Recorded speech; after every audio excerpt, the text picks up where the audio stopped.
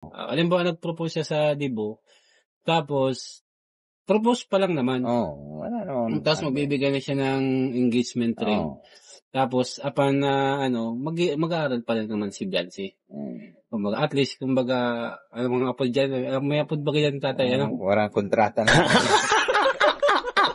may kumbaga, patanid na. Yan, natumbok mo patanid. Nakapatanid na. Wala bang problema yun? Wala yung problema.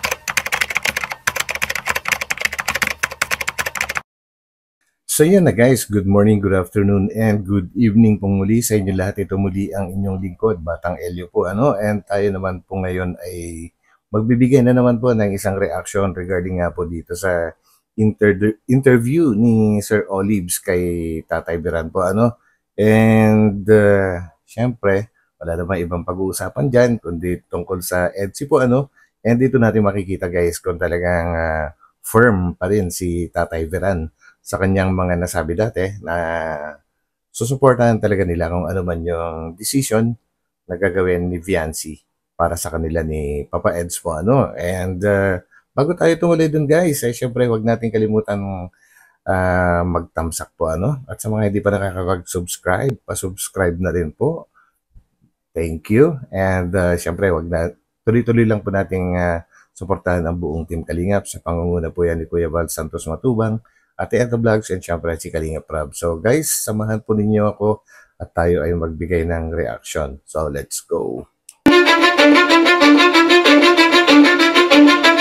Cause I don't give a fuck what you say. Ayan mga Kalingap, isang mapagpalang hapon po sa inyong lahat. Ayan, dito po ngayon si Tatay Beran. Ayan, Tatay Beran, kumusta po? Okay lang po, sir. Ayan, may bulong daw po kasi sa atin si Tatay Beran ay. Grabe, ayan, bulong. Tatay Beran, balita ko may bulong ka dyan. Baka naman.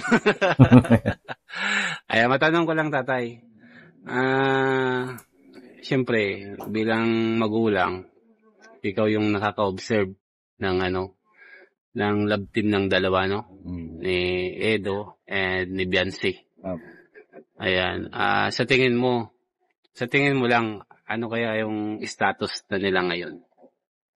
Sa tingin ko, parang hindi pa sila papakita. Nagre-reveal. Kasi, siyempre, minor de edad pa sila. Minor. Siguro, pag nag-dibo na yan, kasi sila na talagang papakita nila na kung relasyon talaga nila. Ngayon, wala pang, confirmation. Oo, kung ano talagang, Pero, actually guys, umamin na rin naman po sila dati, di ba? Na sila na.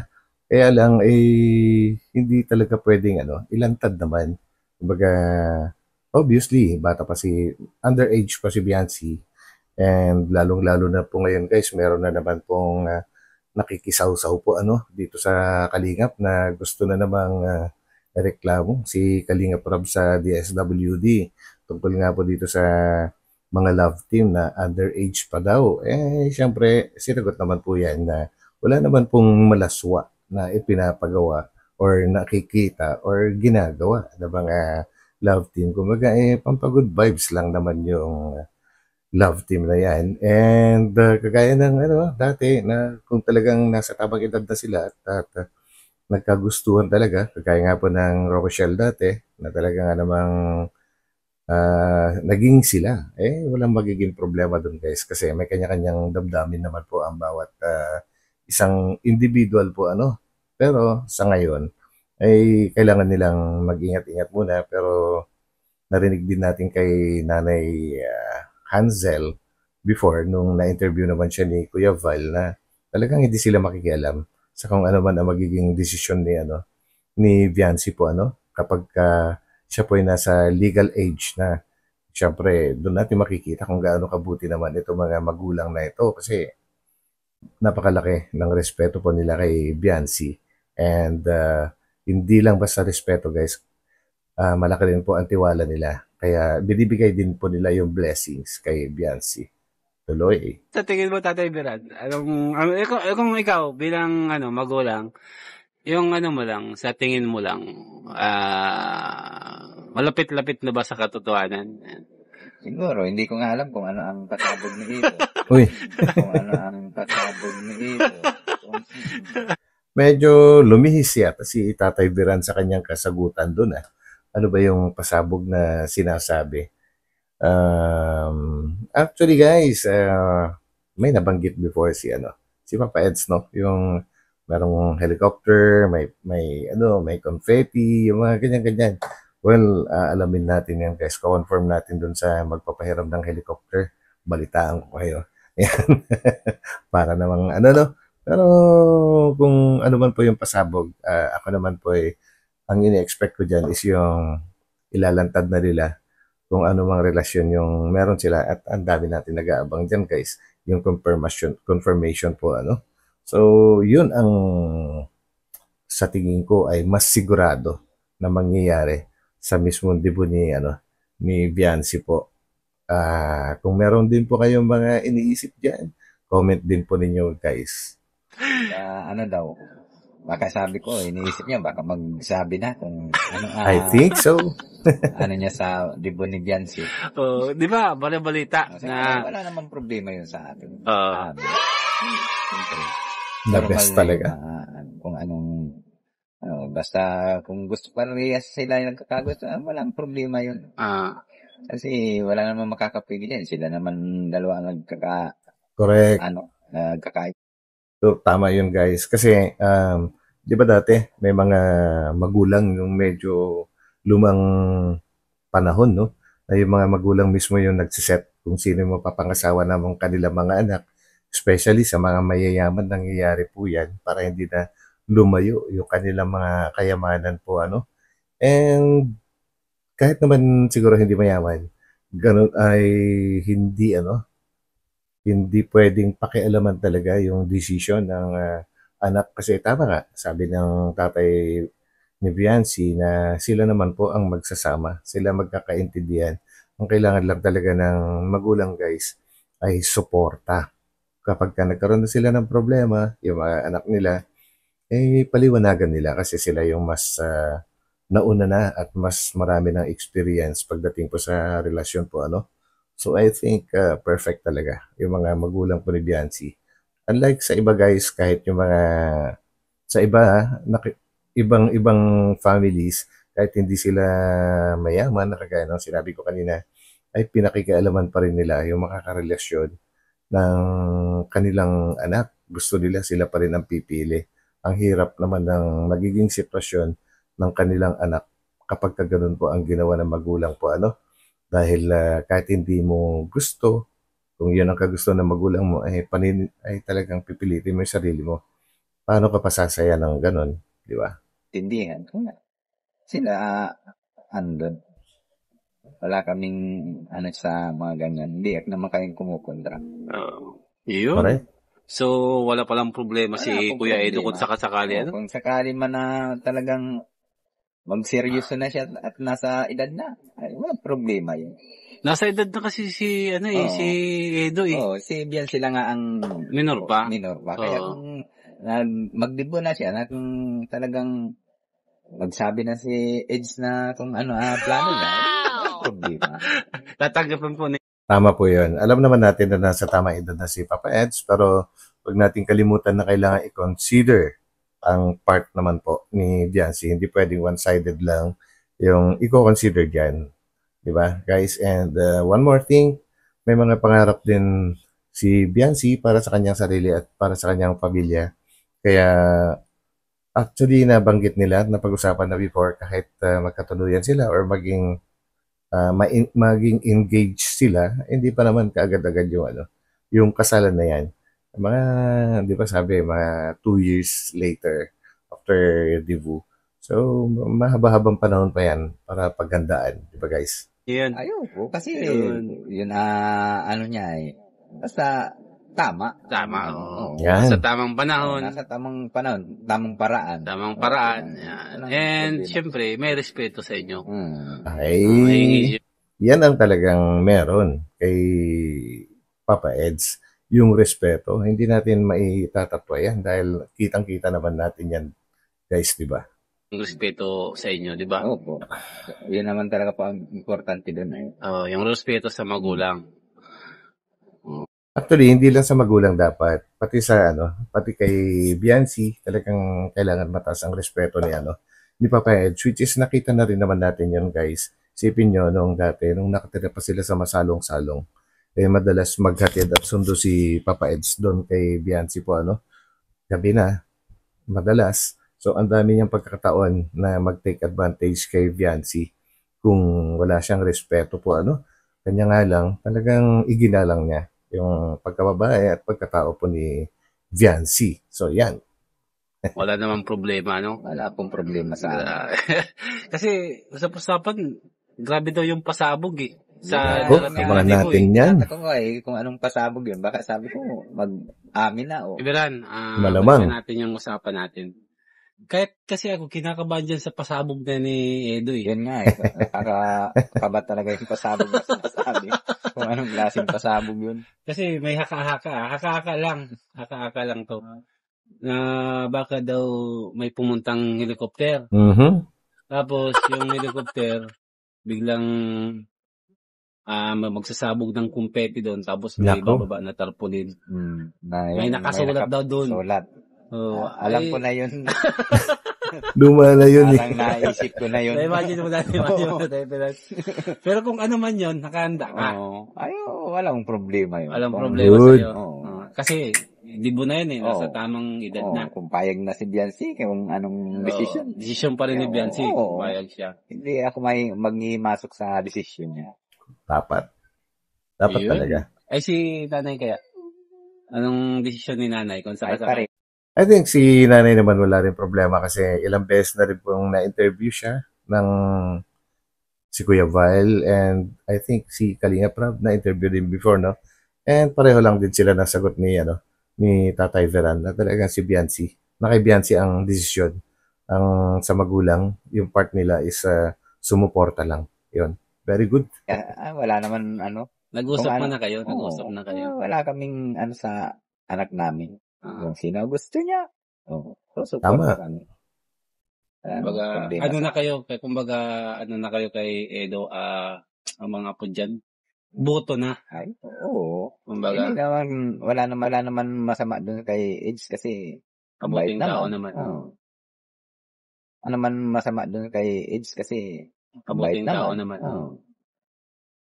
And mahirap daw guys yung masyadong choosy po baka mapunta sa mas hindi ka nais at anong pa nga ba naman ang hahanapin kay Papa Eds, di ba guys? Alam naman natin kung gaano yan kabait and okay naman po yung kanyang source of income, napapanindigan niya at palaki po yung channel niya. So ano pa ba ang problema? And sa mga hindi po nakakaalam, college graduate din po si Papa Eds guys. So yun. Magalang naman. Kumbaga, may respeto nga niya si Biancy. Yun ang sinasabi ko. Kahit nga siya maghatid sa okay lang. Tiwala kami. Yun yung nasabi ko kanina, guys. Ang ko sa kanya, hindi naman niya inawala yung tiwala namin sa kanya. Kaya, patuloy lang niya. Huwag lang sisira yung pagtitiwala. Yun, maganda yun. Ang hirap-hirap po, guys, i-earn ang isang tiwala kasi hindi naman po nabibili yan and hindi rin ibinibigay sa'yo ng kaagad-agad. Kumbaga, bago magtiwala sa isang tao, ay talagang nag-o-observe yan. Medyo mahabang panahon yan bago magtiwala sa'yo ang isang tao. Kaya huwag sayangin kapag pinagkatiwalaan ka ng ibang tao kasi sabihin man natin na may ibalik yan. Pero once nasira na, wala na yun. May lamat na. Parang salamin lang po yan. Na kahit i-assemble ulit, may lamat na talaga yan. So yun, yun lang ang sa akin guys. And one more thing, siguro pag nagkasala sa'yo yung isang tao na pinagkatiwalaan mo, mas madali pong magpatawad kaysa ibalik yung tiwala. Di po ba guys? Ang ko sa kanya, hindi naman niya inawala yung tiwala namin sa kanya. Kaya, patuloy lang niya. Huwag lang sisira yung pagtitiwala. Yun. Tuloy-tuloy. Tandaan mo yan, Kuya Edsa. Huwag mong sisirain yung tiwala. Mahirap yun. Kasi mahirap nang ibalik Ay, yan. po talaga. May babalik man, pero hindi na, Mahirap. hindi na talaga, Hindi na buo. Oo, hindi na buo. Ayan. May lamat na yan. Mahirap na makuha sa isang tao. Yung Correct. tiwala. No? Ayoko talaga. Pero sa tingin ko naman, Tatay Beran, ako naman, lalaki baga tayo pareho. Oo, alam ko yan. Alam naman baga natin yung, kung baka marunong din naman tayo mangilatis. Ayoko. Kung anong klaseng lalaki yan, anong klaseng pagkatao meron, kung responsible ba. Kumbaga, sa tingin ko naman, ako bilang lalaki rin, nakita ko naman sa kanya lahat yun. Kumbaga, alam ko naman na kung sakasakali, iingatan yung anak nyo. Oo. Yan naman talaga ang dapat. Dapat na gawin ng lalaki. No? Kasi yun na nga. Sabi nga, nag-asawa ka noon, pagkatapos mong ligawan niya noon. Pinaghirap-hirapan mo. Pinaghirap-hirapan mong... Tapos hahayaan mo na lang na mawala yung pinaghirapan mo. Di ba? Parang trabaho ka din ay. Tapos gagastusin mo lang sa walang kwinta. Parang gano'n na din yun. Tama yun, guys. And walang pinakamasarap na mahalin or ano man, kundi yung talagang pinaghirapan mo. Kasi, sige, sabihin na natin, mapababae o lalaki. Si babae, may nagustuhan lalaki, nakuha niya kaagad. Baliwala yun. Kumbaga, hindi magtatagal yun. Vice versa, ganun din. Si lalaki, may nagustuhan siyang babae, kaagad-agad, on the spot, nakuha niya. Hindi, baliwala din yun. Kumbaga, parang panandali ang aliw lang yun, guys. Iba yung talagang pinaghirapan mo, naligawan. Pinaghirapan mo na mapasagot. Pinaghirapan mong makamit ang kanyang matamis na oo. Ako, pag yun ay nakuha mo, kailangan pag-ingatan mo na yan, guys. Kasi pinaghirapan mo na nga eh. Di ba? Ang hirap ng pag nawala sa iyo yun. Nakapagsisisihan mo, sigurado ko yan. Kasi ang tagal mong inasam na makamit. Tapos sasayangin mo lang. Sayang talaga yun. And ganun din sa pera, di ba guys? Pagka pinaghirapan mo yung pera, ang hirap gastusin. At kung gagastusin mo man, talagang ilalaan mo yan sa napaka-importanteng bagay yung kailangan mo talaga. Yun naman po yung comparison. So yun. Dapat, nagtrabaho ka, yung kinita mo, ano mo sa tama. Yun. Para masarap. Sa karapat dapat. Nanliligaw ka din, Pag naghirap ka kung ilang buwan ka, taon kang nanligaw, tapos naasawa mo, parang gano'n na din. Panghinayang. Lifetime na yan. Alagaan mo talaga yun. Dapat lifetime na yan. Kasi yun nga, nagpagapagod ka pa. Tapos gano'n lang din pala ang gagawin mo. Nangyayari. Hindi, wala din. Kawawa naman. Kasi Dapat At saka may dadagdag ako dyan, guys, regarding nga po sa pagkakaroon ng relasyon, no? Hindi ko mo nakuha mo na siya, I mean, napasagot mo na siya, or napangasawa mo na siya, ay titigilan mo na ang panliligaw sa kanya. Dapat ano yan? Dapat lifetime yung panliligaw mo sa iyong iniirog or minamahal, guys. Kasi maninibago din maninibago din yung babae, guys. Kapag hindi na niya nakikita sa'yo yung mga nakagawian niya before, kung paano mo siya suyuin, kung paano mo siya irespeto, igalang, talagang hahanap-hanapin niya yon. So kailangan, at doon mag-uumpisa, guys, ang isang problema. Although kayang-kaya namang i-control ni babae, yung gano'n siguro nga, may isip niya dahil asawa na niya ako, kaya medyo tumigil na siya. Pero pag nadagdagan niyo ng ibang problema, guys, pag-uumpisaan na malaking away. Kaya importante sa isang lalaki, tuloy-tuloy lang ang panliligaw, guys. Ano ba naman yung i-date mo siya?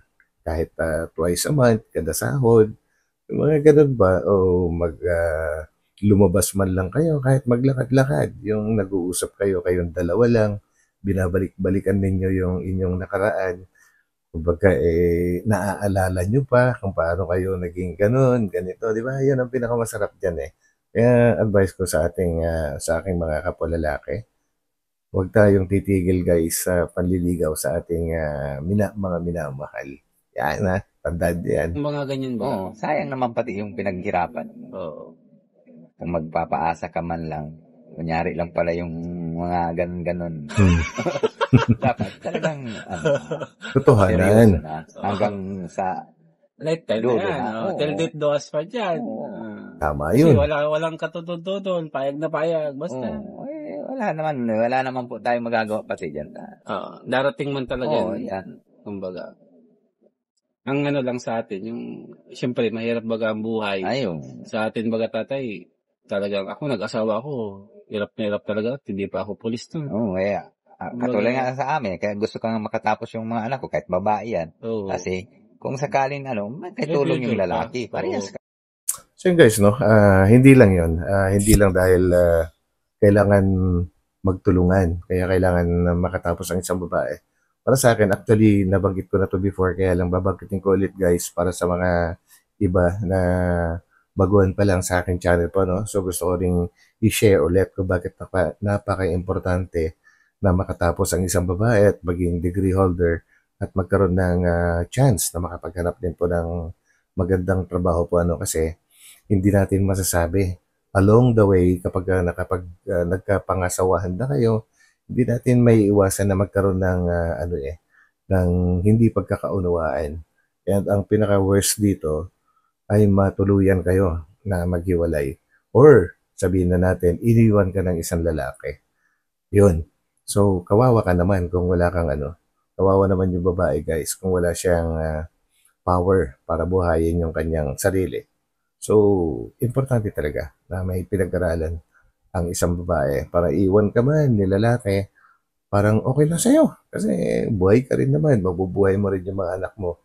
Kumbaga, hindi ka masyadong malulubog.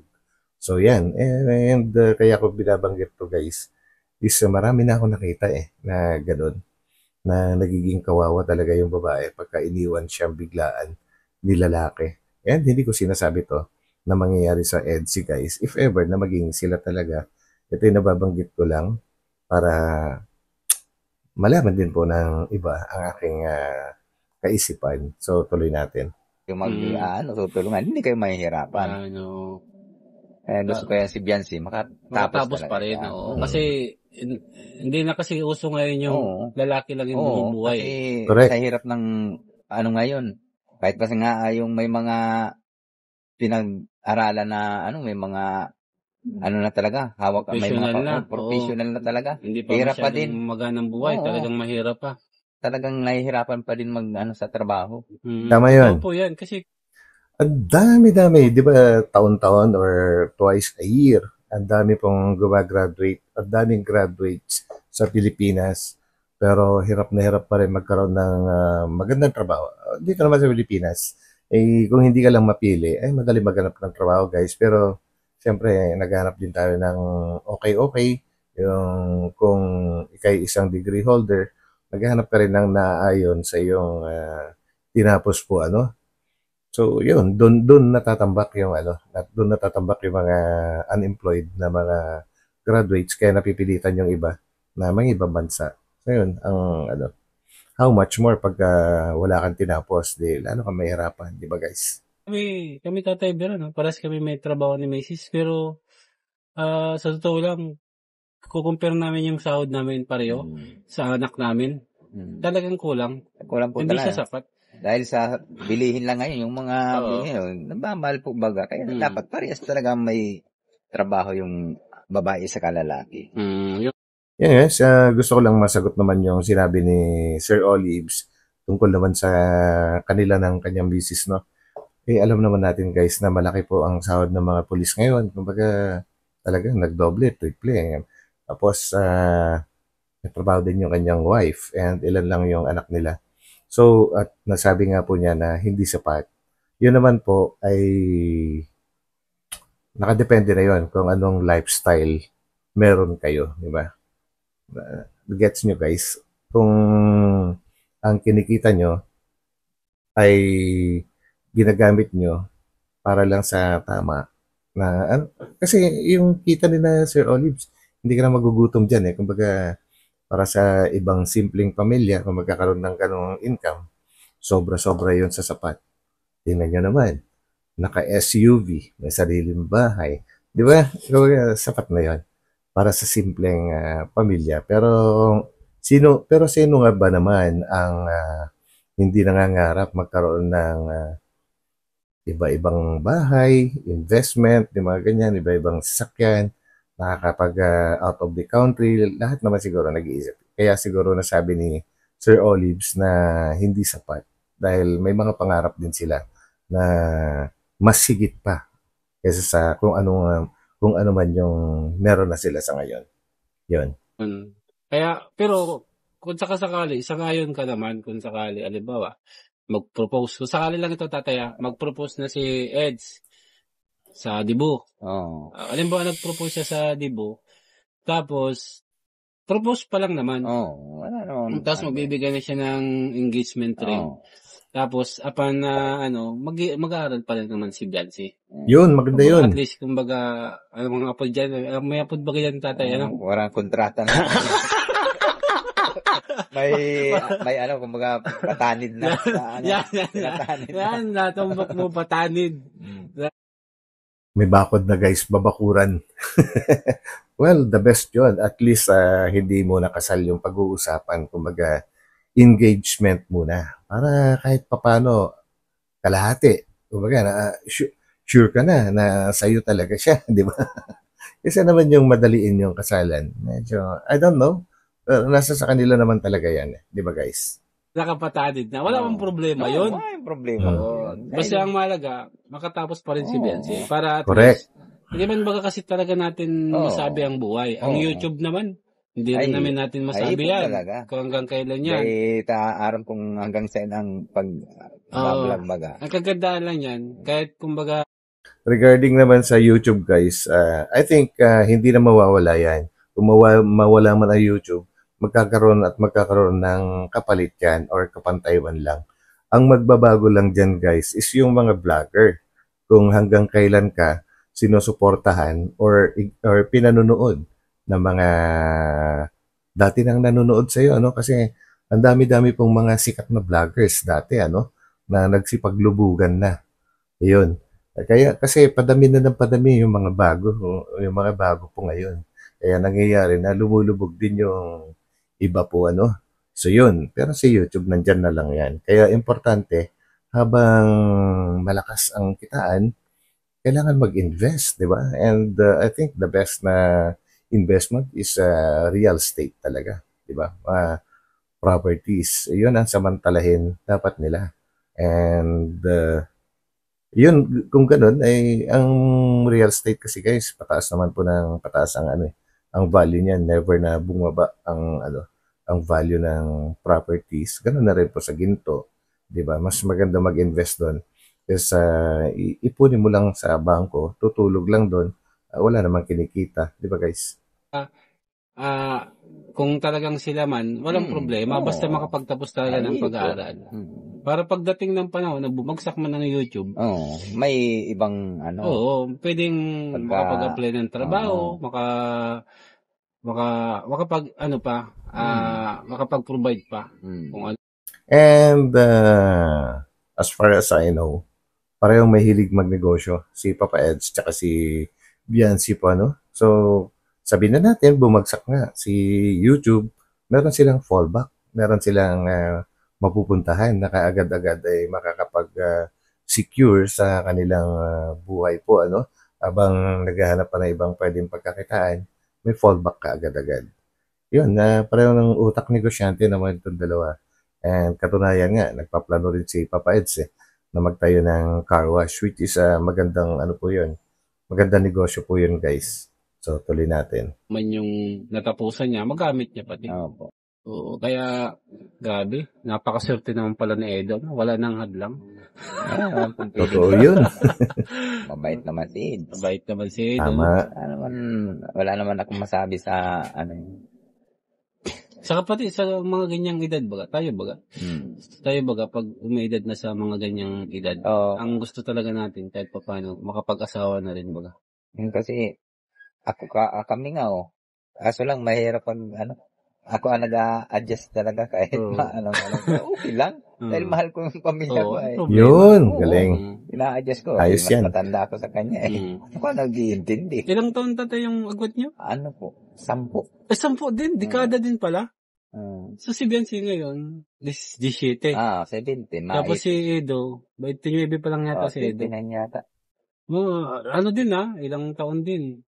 Pero ang pagkakabasa ko sa kanyang kilos doon na talaga papunta. Nako. Parang may kinausap doon na fiscal ba yun? Nako po. Judge.